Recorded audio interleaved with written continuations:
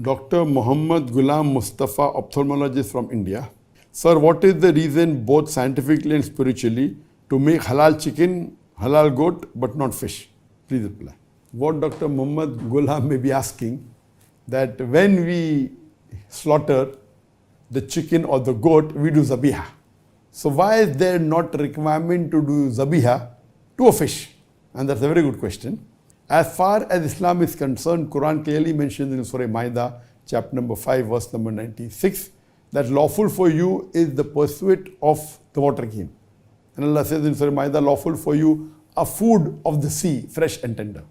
So Allah has given permission, it's allowed. And there are various hadith that also says that amongst the dead animal, the only two that are permitted, it is the fish and the locust. So the hadith, and only blood that is permitted is that of the spleen and the liver. So Islamically, it is permitted to have fish without doing zabiha.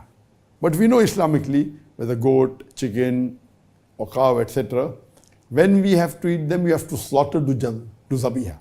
In zabiha, what we do, there are various conditions. The main is that see to it that the knife is sharp, see to it that it's not in front of other goat, and you do it swiftly. And once we slaughter the windpipe and the veins and the jugular veins and the artery, when you do it, you leave the animal will writher and the blood will flow out of the animal.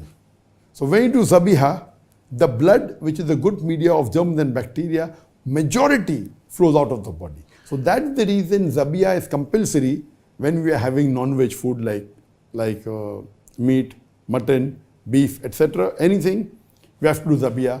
This is the scientific, so that the blood flows out of the body. When the blood flows out of the animal's body, there are less germs and bacteria, because blood is a very good medium of germs and bacteria.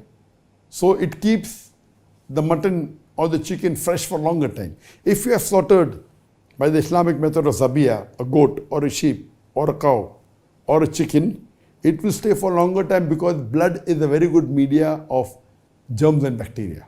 So in the normal cases, that if you don't do zabiya, the blood remains in the body of the animal and even the disease remains and high chances of you getting the disease. So Islamic slaughtering, zabiya is a must for non-veg. Now the question posed is, why not zabiya for fish?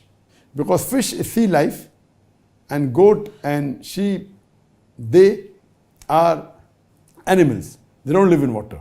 The difference in the system is that in the fish, there are gills. And when the fish dies, it gasps.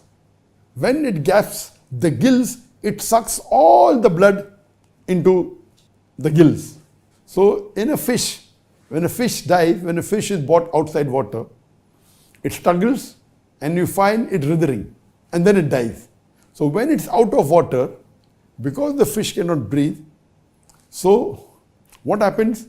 When it starts breathing and it cannot, it can only normally breathe in water. It doesn't have the function to breathe the normal air like how human animals have. So what happens? Most of the blood is sucked by the gills. So when a fish has died because of loss of air, loss of oxygen, when it dies, the blood is sucked by the gills. That's the reason scientifically the blood doesn't remain in the body of the fish. Number one, the blood of the fish differs from the blood of the goat, the sheep or the animal. It's not as much of bacteria and toxins as the blood of the goat, the cow, the sheep.